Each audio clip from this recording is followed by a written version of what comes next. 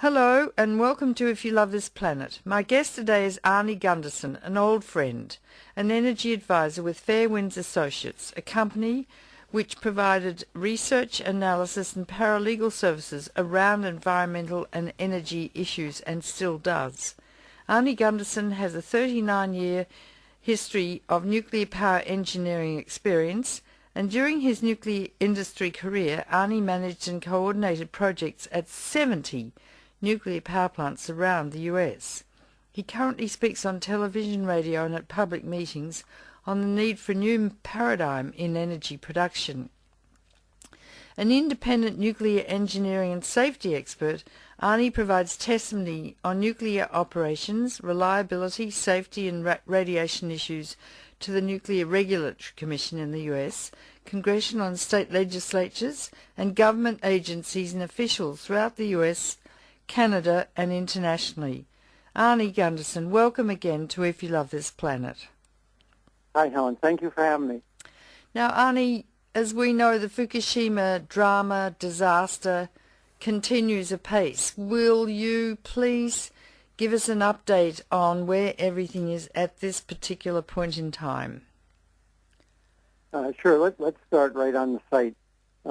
Tokyo Electric released a report this week that says that if there was a strong earthquake or another tsunami, the piping that they put in to keep the reactors cool is really not capable of withstanding an earthquake or a tsunami, and they estimate that it would be about 38 hours before they would have meltdowns. So. Oh, really? Another meltdown? Yes. You know, there's still that decay heat, and there will be decay heat. After the nuclear fission has stopped, there's still radioactive material in the core, and it's radioactively hot, but it's also physically hot. And Tokyo Electric has done the calculations, and they show that they'd have less than 2 days to get the piping back and working again, or else they'd have more of a meltdown. They could not cool the core, and whatever hasn't melted down would. So I thought, that's an indication that it is still a dangerous place to be.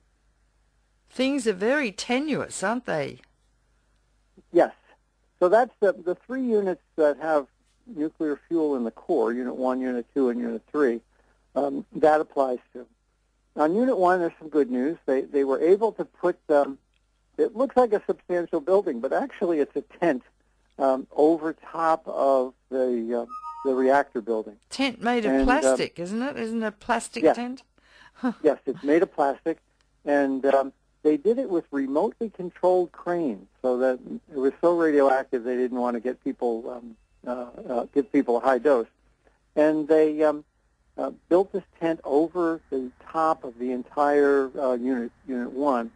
Now, what that does is they can then connect it to the stack, and instead of releasing the radioactivity at ground level, they'll run it up through filters and then up the stack.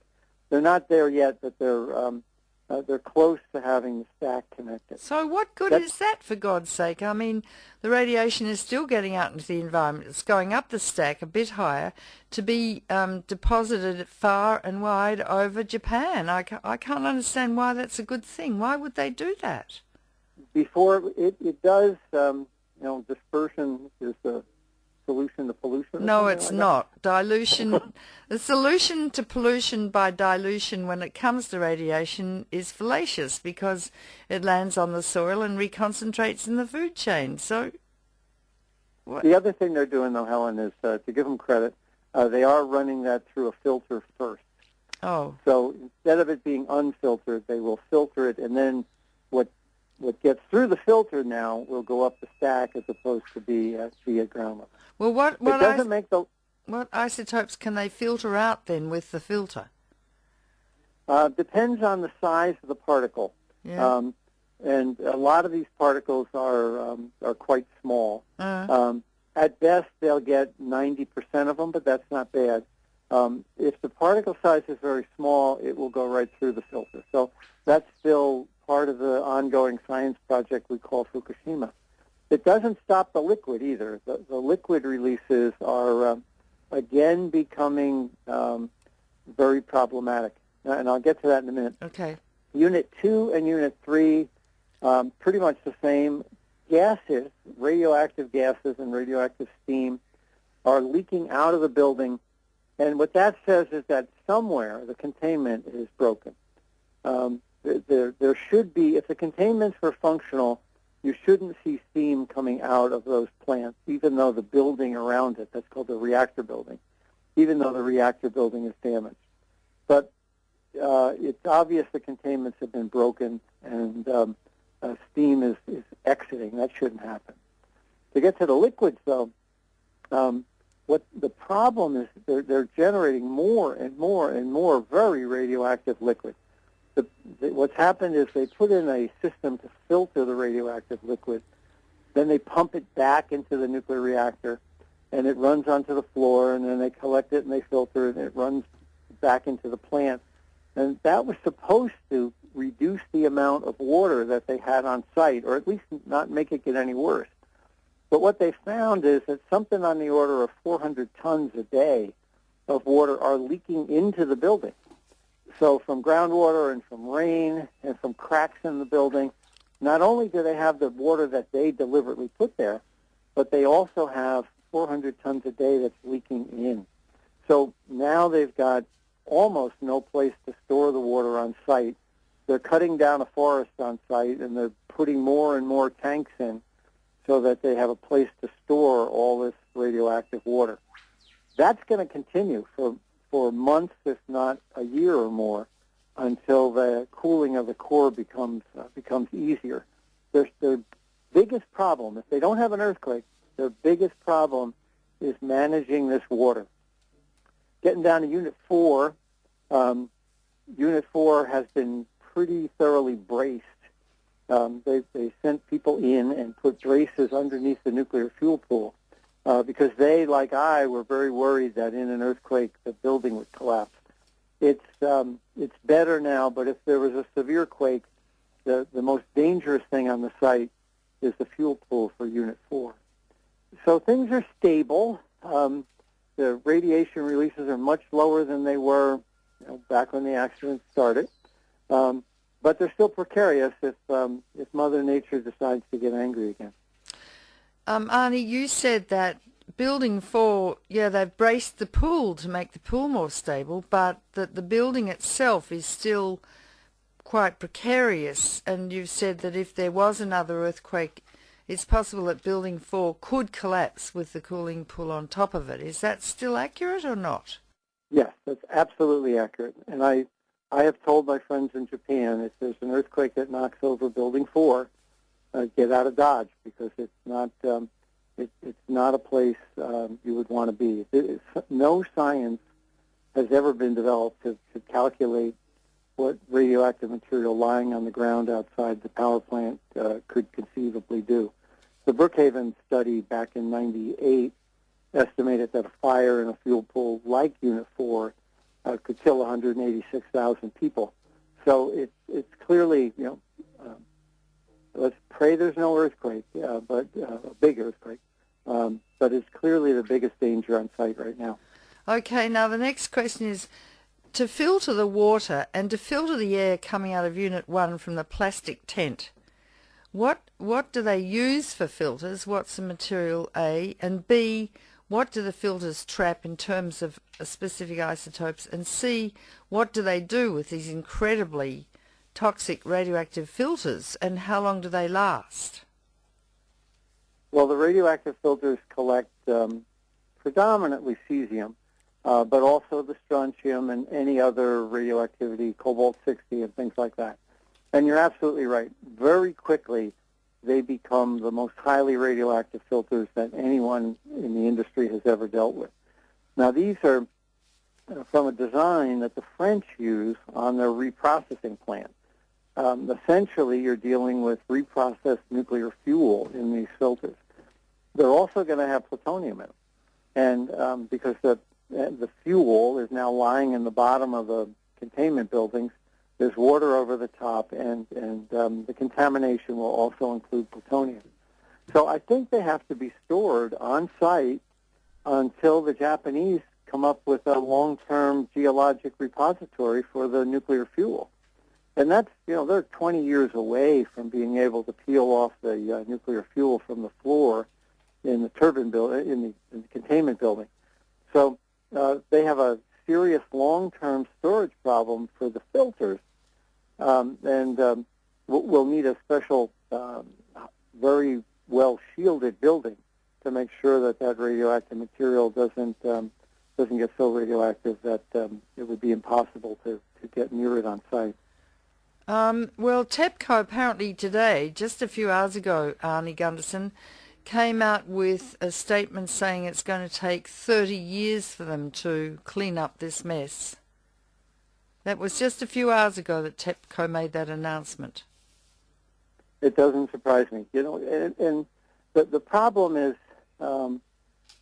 if they had attacked it early on with ferocity, nationwide, they might have had an easier time cleaning it up than they have now.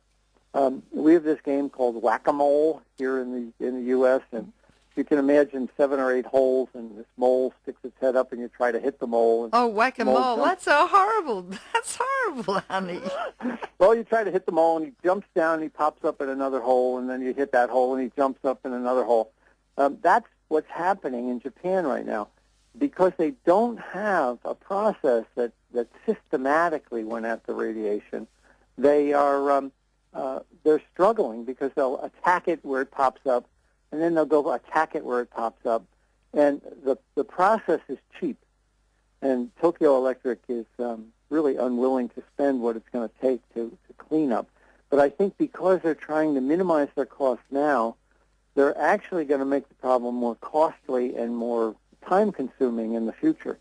It doesn't surprise me that they said 30 years. I've been saying 20 all along. There's no technology to deal with removing the nuclear fuel from these buildings. The melted fuel.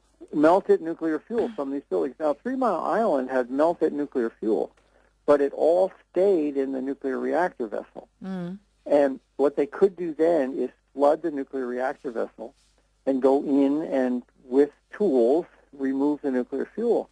Well, here, they can't flood the nuclear reactor vessel because it's leaking. Mm. It's leaking in several places, and so in order to flood the nuclear reactor, they have to flood the whole containment. And that becomes a structural problem. This building was never meant to hold that much water, and in an earthquake or just general issues, it could collapse. So they need an entire new approach to get enough water in to shield the people, to remove the fuel. And then it's lying like a pancake on the bottom. When you overcook a pancake in a frying pan, how hard it is to peel the pancake off the frying pan. Yeah. It's going to be like that on the floor of the nuclear reactor. So it's not gonna give up easily. Well, and I mentioned to you recently that, they said by the end of the year the 3 units will be in cold shutdown, but you said that's not true because cold shutdown means that the fuel is still in the reactor core in a geometrical design as it was originally designed to be. But this is like a molten pancake, on the bottom of the containment vessel. So you would deny that these 3 reactors are in cold shutdown, right, Arnie?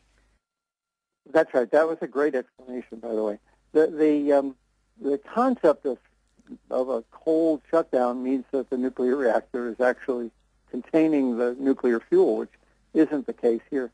And now they may hold the water at less than 100 degrees centigrade, but that doesn't mean that the fuel, because it's in a big lump on the bottom of the reactor, is going to be at 100 degrees. And the concept of cold shutdown really means that the entire system is at 100 degrees. And because this is a big lump somewhere in the core is in the reactor or on the floor outside the reactor, that concept is, it sounds nice, but really it's a meaningless concept. Yeah, and the lump is about 100 tons, is it? At least 100. And the concept of cold shutdown really means that the entire system is at 100 degrees. And because this is a big lump somewhere in the core is in the reactor or on the floor outside the reactor, that concept is, it sounds nice, but really it's a meaningless concept. Yeah, and the lump is about 100 tons, is it? At least 100 tons, yeah. In each reactor. In each reactor, so that's three. That's unbelievable. Now, I've checked with you again and again, Arnie, and you keep saying that the daily atmospheric release from those three reactors is 12,000 trillion becquerels of radiation a day, and a becquerel is a disintegration per second of radiation. Now, do you still stand by that, or what would you say the release? And it's, of course, it's an estimated release because they're not really measuring it per se. But what do you say now, Arnie? Well, of course, now that they've wrapped up Unit 1, there's less releases, and hopefully when the filters turn on, there'll be less releases. I think they said it was around 13 billion becquerels per day. And terabecquerels, they 13 trillion. 13 trillion becquerels per day. Yes. With a T. And now I think it's down to about 10. 10. That's a lot of radiation even now, but compared to, of course, what it released at the beginning, it appears to be much lower. In fact, if any plant released that kind of radiation under normal circumstances, it would be shut down. So they seem to be happy with the number, but again, if it was any other plant in the world, it would be shut down. It's unbelievable. Now, so you sent me a report the other day, and I can't remember who wrote it. I should have looked at this, about xenon-133 and cesium-137 releases into the atmosphere from Fukushima. And they said that regarding xenon-133, which is called a noble gas, and I can explain that to the audience in a minute, what that means, we find a total release of 16.7 becquerels, which is the largest radioactive noble gas release in history, not associated with nuclear bomb testing. There is strong evidence that the first xenon-133 release started very early, possibly immediately after the earthquake, and the emergency shutdown on 11th of March at 6 a.m. The entire noble gas inventory of reactor 20 units, 1 to 3, that's 1, 2 and 3, was set free into the atmosphere between the 11th of March and the 15th of March 2011. The largest release in history. Do you want to comment on noble gases, Arnie, what they are and what that would have meant to the population of Japan? Yeah, noble gases are in the fuel, but they're held inside the fuel as long as the zircaloy cladding is in place. But what that report, and it's a phenomenal report, it's breathtaking in its analysis. What that report says is that the fuel failed very soon after the earthquake. You know, they were seeing it within the very first hour, and that leads. A lot of us have thought that Unit 1 had problems right from the get-out, that it wasn't the tsunami, but Unit 1 had fuel problems and was in a meltdown condition even before the tsunami hit.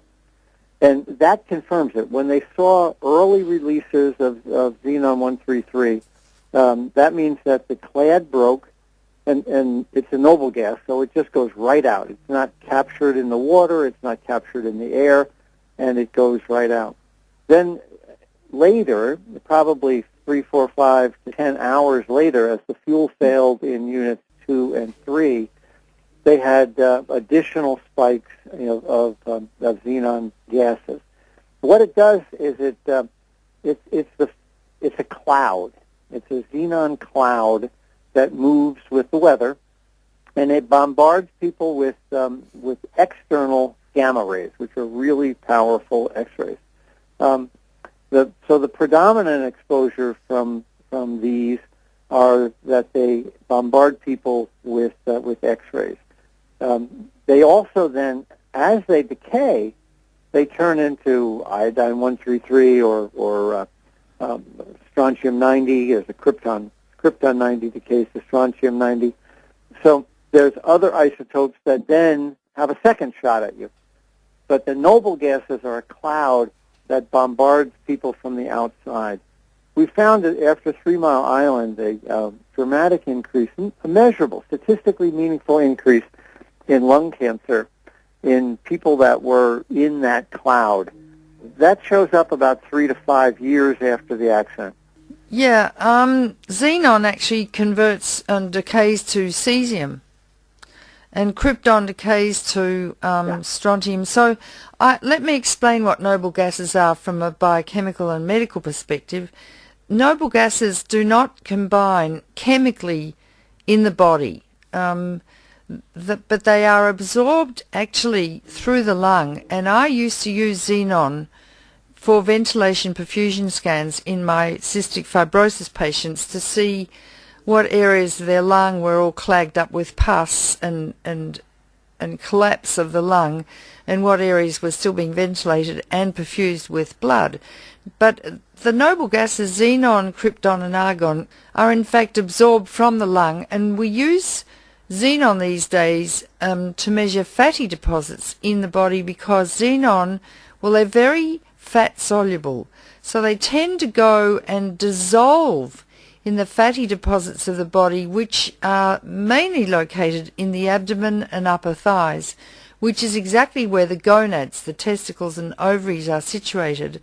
And because you talked about they give out huge doses of what you would call X-rays, gamma rays, they are bombarding the genes in the eggs and sperm with radiation, which can induce mutations and cause, down the time track through generations, genetic diseases such as cystic fibrosis, diabetes, hemochromatosis, dwarfism, inborn errors of metabolism, phenylketonuria.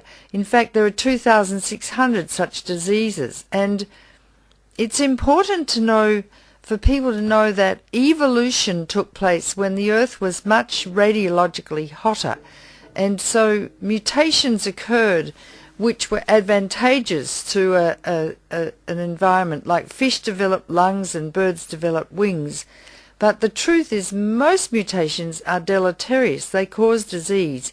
Very few are advantageous.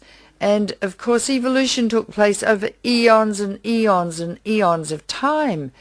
But what we're doing by fissioning atoms in nuclear power plants and bombs is increasing dramatically the background level of radiation in a most artificial way, which will inevitably induce deleterious mutations which will be passed on through the generations and cause, if you like, random compulsory genetic engineering. So people need to know what these noble gases are and what they do, and that they are also not just released during an accident, but they're released continuously from reactors. They're called routine emissions. Like, don't worry about it. They're just routine, you see.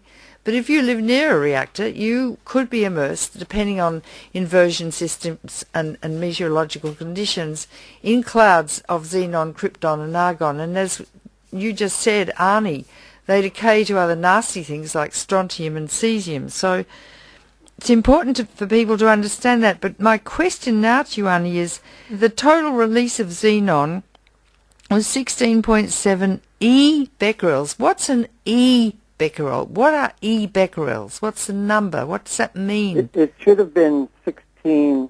E means 10 to the power. And there should be a number after that E. Oh. And I have a hunch that the document you're reading from doesn't, there must be a typo in there. It would be 16 with 10 to the power number of zeros behind it. All right. Well, now then we go on in the same paper to cesium-137.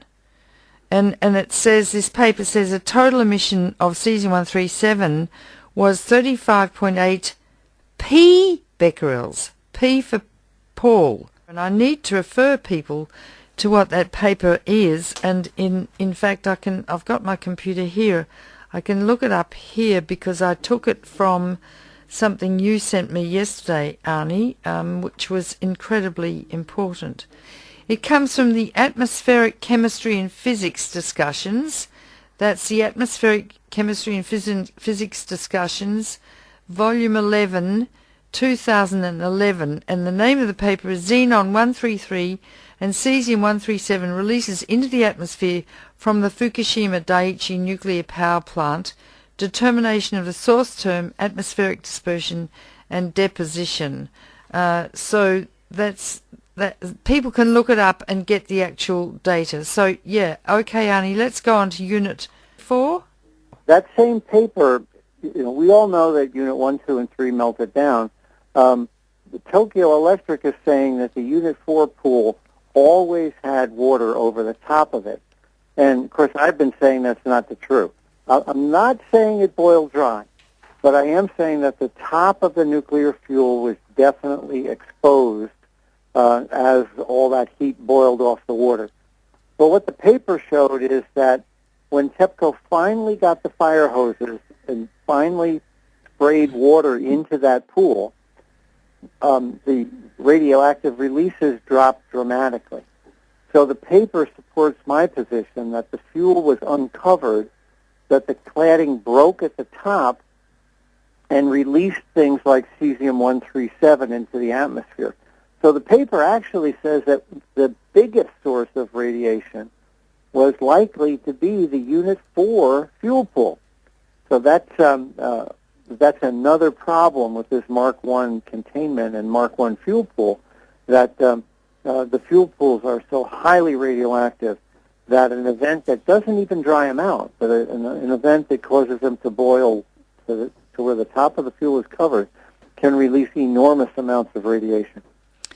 But didn't you show a video, Arnie Gundersen, some time ago of the explosion at Unit 4 pool, which you thought might be an excursion, or in fact that it reached critical mass at some point? Wasn't that the Unit 4 fuel pool?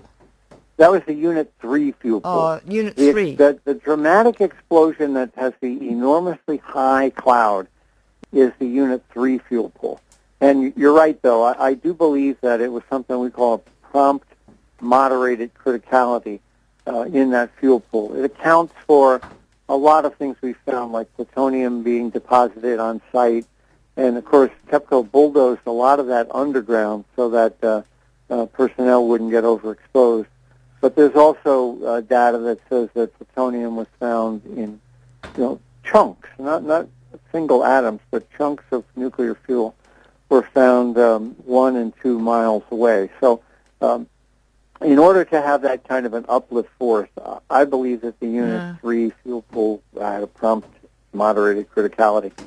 Well, now, wasn't it Unit 3 that had 7% of its fuel was MOX fuel, in other words, mixed plutonium and uranium oxide? Was that Unit 3 fuel pool, and if so, was it in Unit 3 reactor? If so, it must have been in the fuel pool as well, right? Unit 3 had 30 test bundles of MOX fuel. So I don't think the MOX fuel dramatically changed anything. But you have to remember, all of these reactors, 1, 2, and 3, had been running for 4.5 years. So they had enormous amounts of plutonium. And MOX stands for mixed oxide, or fuel that's got plutonium in it.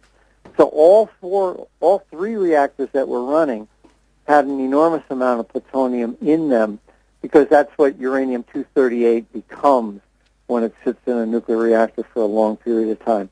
I don't think the MOX fuel in Unit 3, perhaps it made a 1 or 2 or 3% difference, but in the big picture, the plutonium in Unit 3 came from Unit 3 being operated for 4.5 years.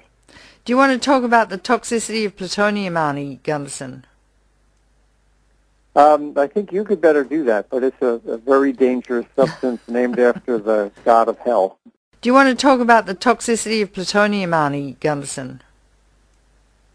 I think you could better do that, but it's a very dangerous substance named after the god of hell. Yeah, well, it said a millionth of a gram will give you cancer if you inhale it, but in fact when they injected plutonium into beagle dogs way back in the Manhattan Project, they didn't find a dose low enough that didn't give all the dogs cancer, which was probably 10 to the minus 9 grams, picogram amounts, incredibly tiny amounts. And plutonium's interesting. It's not absorbed from the gut generally in food except in the neonatal gut because it's immature, and also it's more readily absorbed in chlorinated water, and much of our water is now chlorinated. It gets into the body mainly though through inhalation, through tiny particles entering the lung, where it can induce lung cancer. But then it's an interesting material. It's transferred by white blood cells called macrophages that eat it into the lymph glands in the center of the chest. They're called mediastinal lymph glands, where it can mutate regulatory genes in cells to cause lymphomas. It is also an interesting material because the body thinks it's iron. It's an iron analog. So it combines with the iron transporting protein called ferritin, and as such it's transported and deposited in the liver, where there's a lot of iron, where it can induce liver cancer, to the bone where hemoglobin is made in the red blood cells, where it can cause bone cancer or leukemia or multiple myeloma. It has a predilection for testicles, and every male in the northern hemisphere has a tiny load of plutonium in his testicles from the weapons testing days, and the stuff's still falling down from the sky.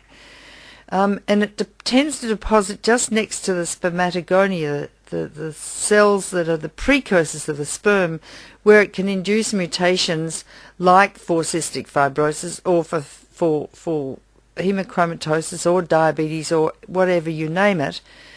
And those mutations then can be passed on generation to generation. Meanwhile, the plutonium, because it's got a half-life of 24,400 years and lasts for quarter to 500,000 years, lives on, and if the man's cremated, the smoke goes out the chimney so another man can inhale it, and it could get into his testicles and induce similar mutations. So you could see plutonium can cause an exponential increase in deleterious genetic diseases down the time track.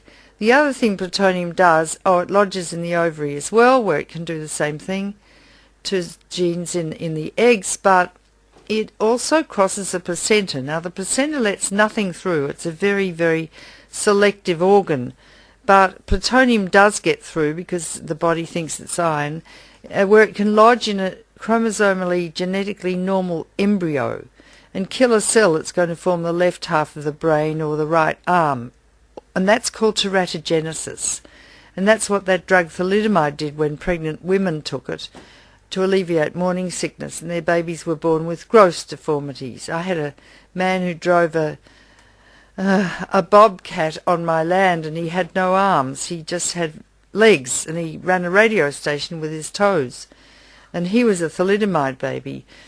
The other very important thing for people to know about plutonium is each reactor manufactures 500 pounds of it a year, and you only need 5 to 10 pounds to make a bomb.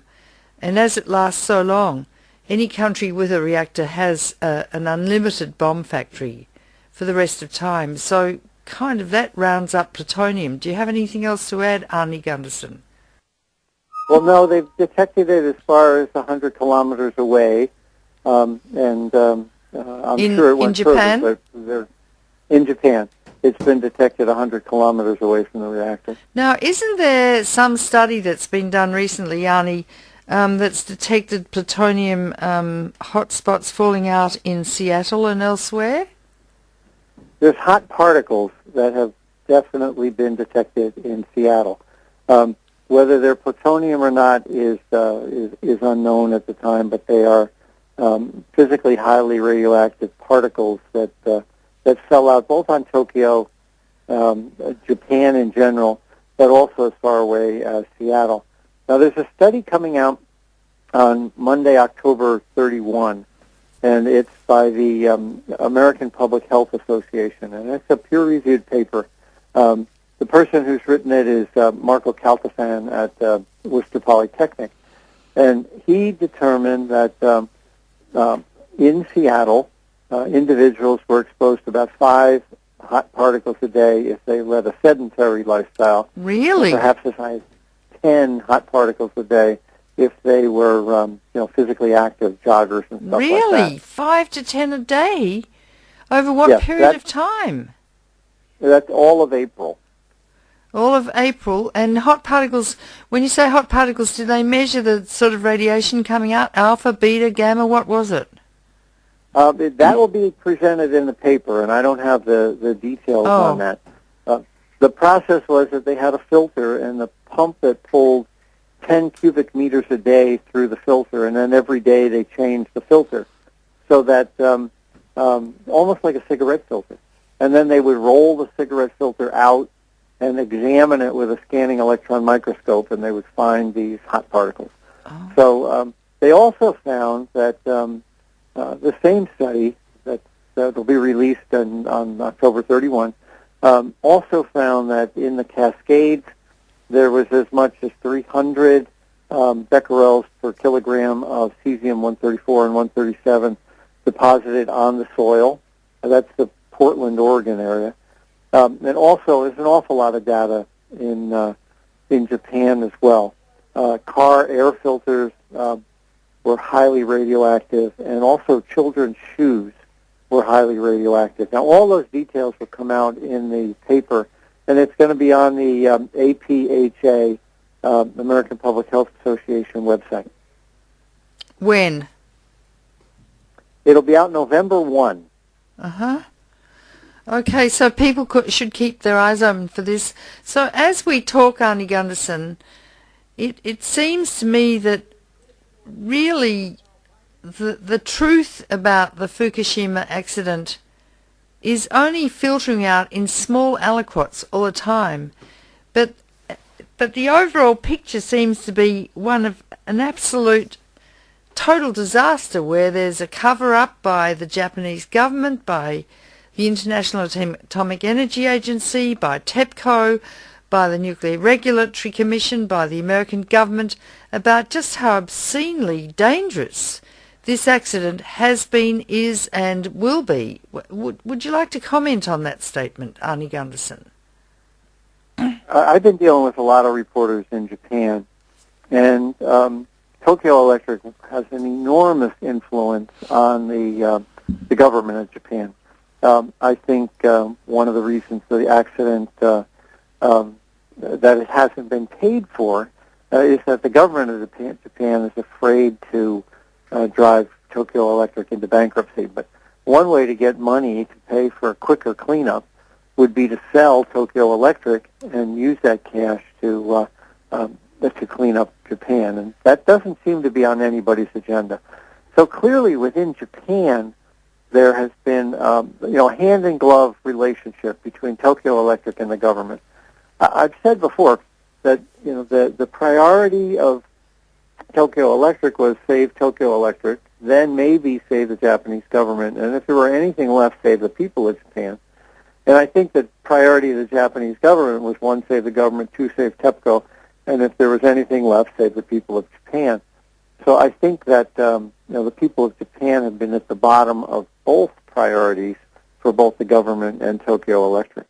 I would agree with you, too. Here in the States, the accident is being minimized by both the regulators, the government, and obviously the nuclear reactor vendors.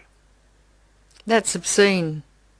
I can't think of any other word to say but obscene. As I look at the study from the New York Academy of Sciences on Chernobyl and compare what the Russian government did in its haste and concern, it took a while, 10 days to get going, but it did get going, and compare that with the Japanese government, what they've done, the comparisons are quite startling. Would you say that, Arnie? I actually think it's worse, because the population density in Japan is much higher than the population density in that part of Europe. So, yes, the Russians acted after the bureaucracy became aware of the magnitude of the problem. They got people out and kept people out. But there weren't as many people to move. Now, here's the Japanese who have more people and didn't move them. So I'm really concerned about the long-term health effects of the people of northern Japan.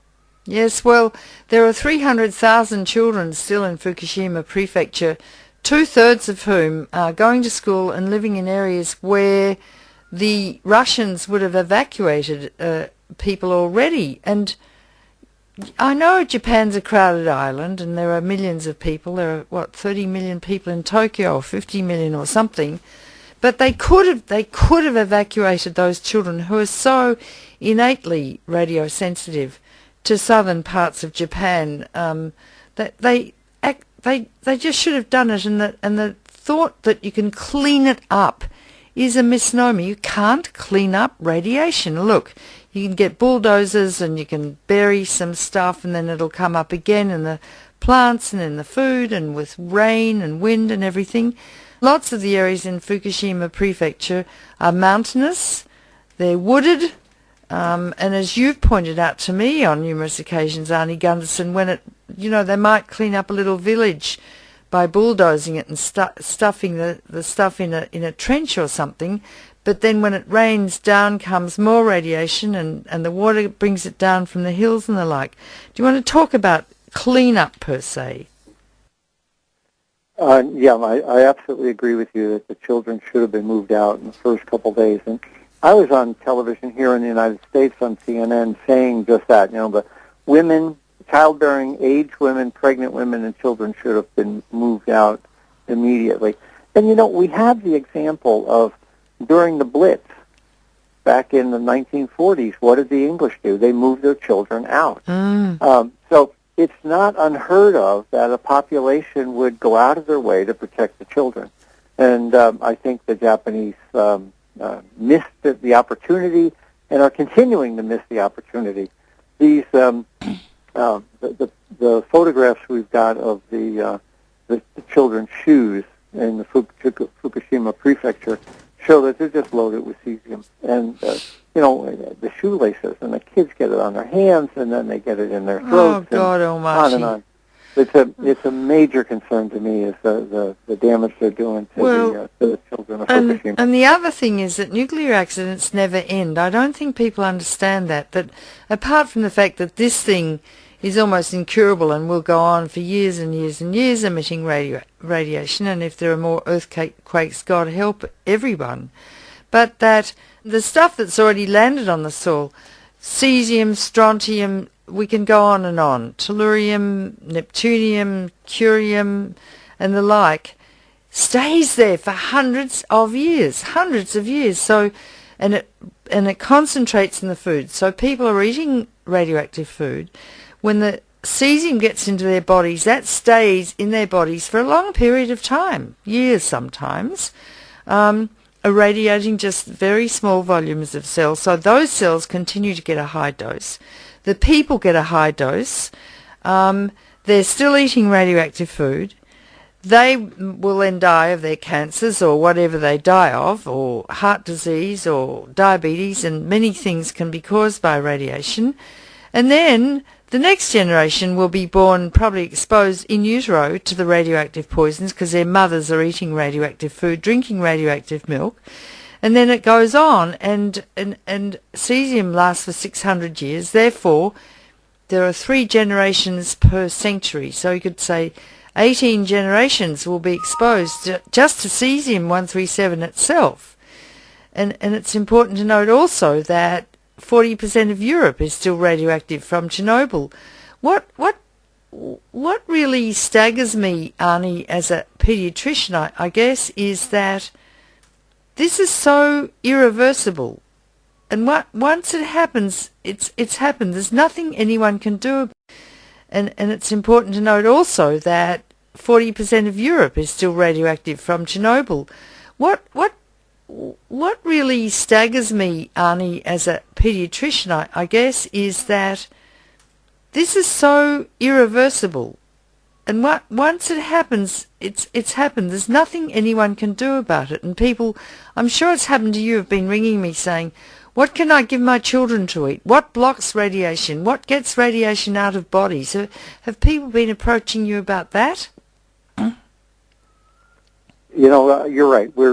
Dr. Steve Wing, an epidemiologist who's been on our site, said, we are all at risk. Obviously, the Japanese are worse, but we're at a point now where we can't run and we can't hide. Yeah.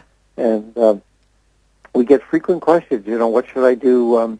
Should I take a Geiger counter to the supermarket? And we're at a point where it's evenly distributed everywhere, except in Japan and the Cascades of North America, but the rest of the world.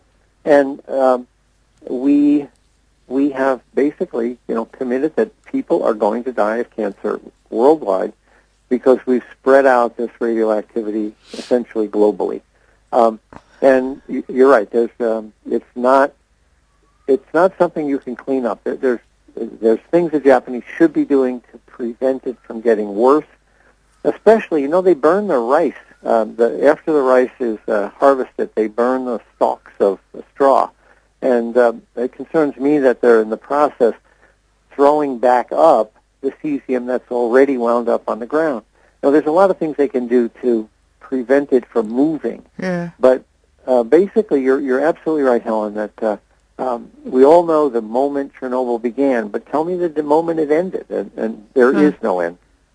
Now, the rice is just starting to be harvested, and they're finding cesium-137 in the rice, and the rice is more than just food for the Japanese. It's almost a spiritual symbol, isn't it, rice? And there's also some indications that there was some 2010 rice that was slipped into the process to make some of the rice pass the test. Diluting it. Oh, really? Yeah. There was some people that did see bags from 2010 in the same area as bags from 2011, and it appeared that they were blending it. Yeah, I think I saw that. Now, talk about the radioactive sewage. Why is the sewage in Tokyo and elsewhere radioactive? How did the radiation get into the sewage system? And what are the Japanese deciding to do about the sewage system, Arnie Gundersen, and the radioactive sewage? Well, we're working with some people in Tokyo who have a filter on their house, and the filter, they send the filter to the lab we work with, and every month they examine the filter. The filters from the summer were less radioactive than the filter they removed on October 1st. So what's happening is that the radiation in the air in Tokyo has actually increased in September compared to back in the summer. And I think what's happening is that, one is the releases from the plant, but two is the burning of nuclear material around the country in order to minimize its effect on your particular property. They burn it. So what we're seeing is all this contamination now falls on the ground, runs into sewers, and contaminates the sewage systems. The Japanese concentrate their sewage by incineration, and they're coming up with high quantities of radioactive sewage sludge, so high that it needs a solution, but there is no solution. So it's sitting outside in large, under gigantic tarps, and of course every day the tarps get larger and larger and larger. There's no solution right now to it. They're talking about the equivalent of 50 football fields full, 50 feet high, 20 meters high, 50 football fields full of contaminated sewage sludge is a likely outcome here, and there's no place to put it. And so they're burning it. That's after they burn it. That's after they burn it. Yes, after they burn it, the consolidated sludge is so radioactive that it could easily fill 50 football fields. Good God. Now, what they used to do with it, Helen, is make cinder blocks for buildings. But the last thing you want to do now is have a radioactive building. But so there are two things happening then, Arnie Gundersen. First, by burning the radioactive sewage, they're dispersing radioactive elements into the air all over Japan, depending upon the wind direction. And two, they're left with a concentrated sludge or ash after burning, which is also very radioactive. I mean, God almighty. And the radiation in the sewage is actually coming from water draining off the fields and off the concrete and off the roads, which are contaminated with radioactive fallout, and then it gets into the sewage system. Is that correct? Is that where it comes from? You're absolutely right. This is a very gloomy prospect here. You're going to lose viewers. Viewers? I don't have viewers. We only have listeners, Arnie. Okay.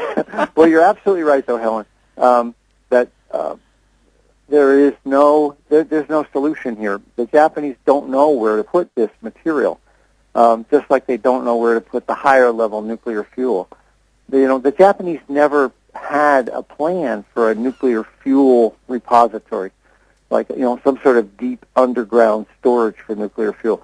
The theory in Japan was that they would recycle. They would use liquid sodium reactors and stuff like that. Oh, yeah. So after Fukushima, that whole concept has broken down, and now the Japanese have to face the fact that they're on a seismically unstable island, and where are they going to put the nuclear fuel, the spent nuclear fuel? They had a deal with Mongolia. They were working on a contract with Mongolia to store it in Mongolia. But just last week, the Mongolian government canceled the deal because the quantities of radioactive material were becoming extraordinarily high. Okay, now we've got 5 minutes. If you were President of the United States right now, Arnie Gundersen, what would you do? First off, the Mark I reactors should be shut down. There's 35 around the world. There's 23 in the United States, and the risk from a Mark I reactor is just way too high. I think though we need some sort of a vision rather than spend money on enormous single-unit nuclear plants, like building a Maginot line of power plants to fight last year's battle. I think there's three things on the horizon. The first is we can conserve. I mean, here's Tokyo. Tokyo had 16% less power, and they're still there. They got by. They turned lights out and they cut the air conditioning back, and everybody survived. But so we can conserve and we can be more efficient. The second thing is renewables, and I think between solar and wind and hydroelectric and things like that, we can generate a lot of power. And the third thing is a smart grid, where we can distribute the power. We didn't have that in the 20th century, but in the 21st century with computers, we can move power more easily. So, for instance, Japan's a big country, so you could put windmills offshore, and where the wind isn't blowing, it's going to be blowing somewhere else, and you can distribute that power with a smart grid. So I really think Japan or the United States needs an approach to say, okay, we're going to be more efficient. We don't need another power plant in the United States for 30 years if we just became as efficient as the French. Well, so if you were President Arnie Gundersen, wouldn't that be great? And Maggie would be the First Lady. Would you close down all the reactors within a certain period of time? 104 reactors in America. Would you close them down, Arnie? Well, we've got the 23 Mark I's that I definitely think should be shut down immediately. And we have a deal is a deal, and we've got the remaining reactors have 40-year lives, and I think we should let them run out their 40-year lives. Oh, you do? Oh boy, if I were president, and I wouldn't have a first lady, I'd shut them all down, because Americans waste 28% of the electricity they currently use, and nuclear power only generates 20% of the electricity. So, as you pointed out, if you have to save like they did in Tokyo, that you can. And, electricity is an imperative for us to survive, and, we could... There are so many ways to save electricity, but that's for another day, I think, to talk about that. Anyway, look, President Arnie Gundersen, we've run out of time, but thanks so much for this update.